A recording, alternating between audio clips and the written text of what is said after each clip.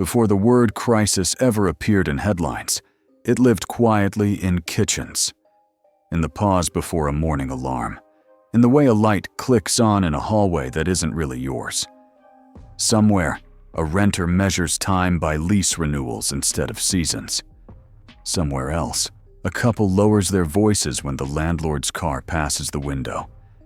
This story doesn't begin with charts or experts. It begins with a feeling, a subtle one. The sense that shelter, something ancient and human, has slowly become something abstract, something distant, something conditional. Tonight we're told the market is cooling. Tomorrow we're told to be patient. And still, the doors feel heavier. The locks feel temporary. The ground beneath the word home feels less certain than it used to. Scroll your phone long enough and you'll see it. Perfect houses, wide porches, smiling families frozen in golden light. It looks attainable, almost close enough to touch. That's the illusion. Because behind those images is a silence. A silence about how many people are locked out. A silence about how long this has been building. A silence about who benefited while others waited. Housing didn't break overnight. It drifted. Slowly. Policy by policy. Decision by decision. Until one day, an entire generation woke up and realized they were competing for stability itself. Every year, homes get smarter. Thermostats learn routines. Doorbells recognize faces. Apps promise control. But the decisions, they get harder. Not because people don't want homes, but because homes are no longer treated like places to live. They're treated like instruments, assets, lines on a balance sheet. Somewhere along the way, the idea of shelter slipped from being a shared foundation to a private advantage. And once that happened, everything changed. Picture a living room at night, a single lamp, a couch that's been moved 3 times because it never quite fits. A dog circles before settling down. A coffee mug leaves a ring on a table that technically belongs to someone else. These are the moments that matter. These are the moments housing policy forgets. Because the crisis isn't just about buildings. It's about how it feels to exist in a place that could disappear with 30 days' notice. A century ago, the story looked different. Space felt endless. Expansion felt inevitable. Communities grew outward, not upward. Rules were few. The assumption was simple. If people needed homes, homes would be built. That belief carried through wars, booms, and generations returning to start families. For a while, the system worked. Not for everyone, but for many. Then the rules hardened. Neighborhoods learned how to say no. Local meetings filled with fear, disguised as preservation. Change slowed. Supply tightened. And quietly, scarcity became profitable. At the same time, the meaning of ownership shifted. A house was no longer just where life happened. It became a strategy, a safeguard, a promise of future security. When that idea took hold, protecting value became more important than expanding access. The baby toy rolled under the stand mid-scene, but no one noticed. They were too focused on keeping everything exactly the same. Because stability, once financialized, resists disruption at all costs. Then came the age of leverage, of speculation, of treating neighborhoods like opportunities instead of ecosystems. When the system finally cracked, the damage didn't reset it. It hardened it. Construction slowed, wages lagged, and the gap widened between those inside and those knocking. The crisis stopped being temporary. It became structural, built into zoning maps, reinforced by incentives, normalized by language that made displacement sound like progress. Now, people are waking up. Not all at once, not loudly, but in small, human moments.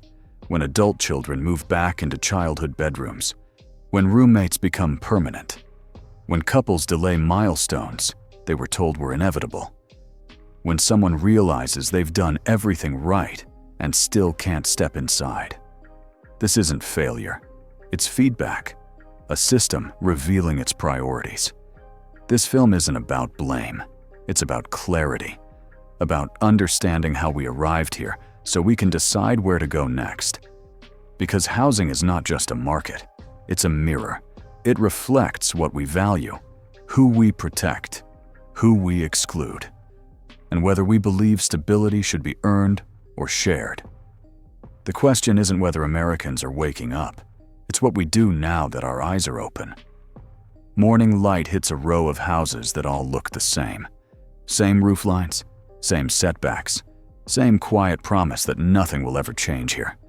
On paper, this is success, stability, a finished story. But listen closely, and you'll hear something underneath it. Resistance. Not loud, polite, filed neatly in meeting minutes and zoning codes. This is where the crisis learned to hide.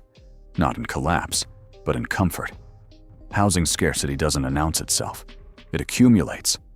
One denied permit, one delayed project, one public comment about traffic or shadows or neighborhood character. Each decision feels reasonable on its own. Together, they form a wall. And walls don't need to be aggressive to be effective. They just need to stand.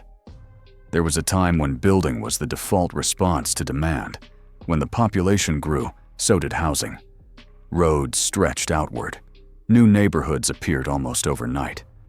That era wasn't perfect. It excluded many. But it understood something fundamental. Supply matters. When homes are plentiful, prices breathe. When they're scarce, pressure builds. Today, that pressure has nowhere to go. The modern city wants density without disruption, growth without inconvenience, affordability without change. It's an impossible equation. So instead, we stall, we debate, we protect what exists at the expense of what's needed. The result is a slow squeeze. Renters feel it first, then buyers, then entire regions priced into homogeneity. The crisis isn't just about cost, it's about who gets to belong. Inside a small apartment, a child plays on the floor. A toy car rolls under the couch and disappears. The parent sighs, reaches, retrieves it. Outside, cranes dot the skyline, but none of them are building something this family could afford. That disconnect is the story. Construction hasn't stopped. It's just misaligned. We build luxury because it pencils out. We avoid modesty because it doesn't. The math decides before people do. Financing changed everything. Longer mortgages made monthly payments manageable. Lower interest rates expanded access. For decades, this felt like progress, and it was. But cheap money has a shadow. It inflates prices. It rewards those already inside. It turns shelter into a vehicle for accumulation. When homes appreciate faster than wages, ownership becomes a moving target, one that drifts further away each year. At the same time, technology made value impossible to ignore. Every house became a data point. Every neighborhood has a chart. You could watch your net worth rise from your couch. That awareness reshaped behavior. People didn't just live in homes, they defended them against apartments, against renters, against anything that might soften the curve. The fear wasn't about noise or parking, it was about losing ground. Policy followed perception. Zoning hardened. Minimum lot sizes grew. Single-family exclusivity became the norm. These rules were framed as neutral, but their impact was anything but. They limited who could build and what could be built. They locked neighborhoods into time, and time in a growing country is the most expensive thing of all. Meanwhile, public housing lost its ambition. What could have been a universal option became a last resort. Underfunded, politicized, isolated. The idea that the government could help provide stable, dignified housing faded from mainstream imagination. We replaced it with vouchers and hope, with the assumption that the market would fill the gaps. It didn't. Then came the crash, the one everyone remembers: foreclosures, vacant homes, construction is frozen, capital vanished. The lesson should have been humility. Instead, it was consolidation. Investors stepped in where families fell out. Homes turned into portfolios, neighborhoods into revenue streams. Renting became permanent. Ownership became aspirational content. Now, cost burden is the quiet metric shaping lives. 30%, 50%, more. Money that could have gone to savings, health, or rest flows into rent checks instead. Stress becomes ambient. Decisions shrink. People stay in jobs they hate because moving feels impossible. Mobility, once a promise, becomes a privilege. And still, the debate circles the wrong questions. Who deserves to live where? Whether building will ruin a view. Whether change is worth the inconvenience. Rarely do we ask the simplest thing. What is housing for? Is it primarily an investment? Or is it the stage on which life unfolds? The answer matters, because every policy reflects it. Every delay reinforces it. And every generation inherits the consequences. Americans are waking up not because prices rose, but because the story stopped making sense. You can't work full-time and still feel temporary. You can't call something a dream if it's structurally out of reach. Awareness is growing. Quietly. Uneasily. But awareness alone doesn't build homes. There is a moment just before realization settles in. Not panic. Not anger. Just clarity. It happens standing in a driveway you don't own. Or scrolling listings late at night, knowing none of them are meant for you. That's where this story ends and begins again. Because waking up is not the same as giving up. It's the pause before choice. Across the country, something subtle is shifting. Cities are questioning old rules. Neighborhoods are having harder conversations. The idea that only one kind of home belongs on a street is starting to sound fragile. Not everywhere. Not fast. But enough to notice. Accessory units appear behind houses. Small apartment buildings return to blocks that once held them. The missing middle isn't missing because people don't want it. It's missing because it was forbidden. The future won't look like the past. It can't. We've stretched outward as far as time allows. Commutes lengthen. Roads clog. The cost of distance rises. People are choosing proximity over size, flexibility over permanence. The market is already whispering what policy has been slow to admit. Density isn't decay, it's adaptation. In a kitchen, someone measures flour for a recipe they've made 100 times. The counter is scratched. The window sticks. It's not perfect, but it's theirs for now. That sense of now is the thing we're losing. Housing used to anchor time. Now it floats, month to month, renewal to renewal. The emotional toll of that instability doesn't show up in spreadsheets, but it shapes everything else. Relationships, careers, health, hope. Public imagination is changing too. Younger generations are less convinced that ownership must look one way. They care about walkability, community, energy. They ask why empty offices can't become homes, why parking lots sit vacant while people double up. These questions aren't radical, they're practical. They reflect a reality where the old assumptions no longer serve. Financing remains the wild card. As long as homes are treated primarily as investments, pressure will remain. Appreciation rewards scarcity. Scarcity resists reform. It's a loop that's hard to break, but not impossible. Other countries have shown different paths. Social housing that isn't stigmatized. Co-ops that build equity without speculation. Systems where stability isn't a prize, but a baseline. The United States hasn't lacked ideas, it's lacked will. Policy moves slowly. Lived experience moves fast. When enough people feel the mismatch, pressure builds. We're seeing it now. Ballot measures, local reforms, state-level overrides of restrictive zoning. None of these are silver bullets. But together, they signal something important. The crisis is no longer invisible. It has a narrative. And narratives shape action. This isn't about lowering standards. It's about redefining them. A good home isn't just big. It's secure. It isn't just valuable. It's livable. It allows people to plan, to rest, to invest in something other than survival. When housing works, everything else gets lighter. When it doesn't, everything else carries the weight. The danger now is distraction, blaming the wrong actors, searching for villains instead of structures.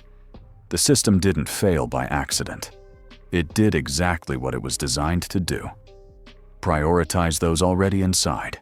Protect accumulated value. Limit competition. Changing that requires honesty and patience, and a willingness to accept that some comfort was built on exclusion. Americans are finally waking up to this housing crisis, not because it's new, but because it's personal. It shows up at family dinners, in delayed milestones, in the quiet resignation of people who did what they were told and still fell short. That shared recognition is powerful. It turns private frustration into public conversation. The ending of this story isn't written yet. It depends on whether awareness becomes action, whether we choose abundance over fear, whether we remember that housing is not a commodity that happens to involve people. It's a human need that happens to involve markets. Getting that order right changes everything. They don't want the perfect house. They want one that's steady, one that holds life without demanding strategy, one that's smart enough to work. Before you go, hit that subscribe button. We don't just review, we expose. From the hype to the hidden failures to the tricks, systems hope you'll never question. So hit like, tap subscribe, and join thousands of smart viewers who already know. Smart decisions start with asking smarter questions. They don't want the perfect house. They never did. They want a place that doesn't feel like it's judging them for staying too long. A place that doesn't ask for proof every year that they still deserve to exist inside it. A place where the walls don't feel temporary, even if the furniture is. They want a home that holds ordinary moments without turning them into calculations. Where the sound of footsteps at night doesn't spark anxiety. Where silence doesn't feel rented. Because for most people, housing was never about status. It was about continuity. About knowing where you'll wake up next month. About knowing that when life gets complicated, at least the address stays the same. Somewhere along the way, that simplicity became radical. Now, stability is treated like a luxury, feature, like something you unlock after reaching a certain income bracket, as if the ability to rest in place should be earned, not expected. But listen to the conversations happening quietly, away from headlines, at dinner tables, in parked cars, in group chats sent too late at night. People aren't asking for mansions. They're asking for breathing room. They're asking for a future that doesn't collapse every time a market shifts. The real exhaustion isn't just financial, it's emotional. It's the weight of never fully unpacking, of hesitating before hanging pictures, of treating every room like a waiting area. That does something to a person. It shrinks ambition. It delays joy. It teaches people to live cautiously inside their own lives. And that's the cost we don't measure. Because housing shapes behavior. It decides how far people plan ahead, how deeply they invest in their communities, how safe they feel dreaming. When homes are unstable, everything else becomes provisional. Careers, relationships, even hope. That's why this moment matters. Not because prices are high, they've been high before, but because the illusion is cracking. The illusion that this is temporary. The illusion that patience alone will fix it. The illusion that hard work automatically leads to security. People are realizing that the system isn't broken, it's optimized. Optimized to reward scarcity. Optimized to protect those already inside. Optimized to treat shelter as leverage. And once you see that clearly, you can't unsee it. Awakening doesn't arrive with fireworks. It arrives with fatigue. With the quiet realization that something foundational has been inverted. That homes are being asked to perform a role they were never meant to play. That shelter is carrying the weight of an entire financial system. A house was never supposed to outperform wages. A neighborhood was never supposed to be a retirement plan. A front door was never supposed to be an asset class. And yet here we are. The danger now isn't awareness, it's numbness. Because once a crisis becomes familiar, it risks becoming acceptable. And the greatest trick systems play is convincing people that this is simply how things are. But history doesn't move in straight lines. It moves when enough people stop accepting the explanation they're given. Change rarely begins with policy. It begins with perception, with people asking why things feel harder than they should, why stability feels farther away than it did for those before them, why the rules seem invisible but immovable. Those questions are already spreading, and that matters more than any single reform, because the future of housing won't be decided by one law or one election. It will be decided by whether we remember what housing is for, not growth charts, not investment portfolios, not speculative returns, but life. Life that needs room to unfold without pressure. Life that needs consistency to grow roots. Life that deserves dignity without negotiation. The goal isn't nostalgia. We're not trying to rewind time. The goal is alignment. To realign systems with human reality. To build homes that match the way people actually live now. Smaller households, closer connections, shared spaces, flexible futures. This doesn't mean lowering standards. It means redefining them. A good home isn't impressive. It's reliable. It doesn't maximize profit. It minimizes fear. It doesn't extract value. It provides grounding. When housing works, it becomes invisible in the best way. You stop thinking about it. You stop planning around it. You stop bracing yourself. And that freedom echoes outward. People take risks. They start businesses. They care for family. They invest locally. Stability multiplies opportunity. Instability concentrates it. That's the choice beneath the crisis. Whether housing remains a gatekeeper or becomes a foundation again. And foundations aren't glamorous. They don't trend. They don't spike. They just hold. That's what people are asking for. Not perfection, not luxury, just something that holds. So when we talk about smart homes, about innovation, about the future of living, this is the intelligence that matters. Not screens and refrigerators, not apps for door locks, but systems smart enough to recognize that shelter is not optional, that security should not depend on timing, that a society cannot outrun the instability it normalizes. They don't want a house that shows off. They want one that shows up. One that's there in ordinary mornings, in difficult years, in the long middle stretch of life where nothing dramatic happens, but everything important does. A home that works quietly, faithfully. That's the future worth building. Before you go, hit that subscribe button, because we don't just watch trends, we question them. We don't just review systems, we examine who they serve.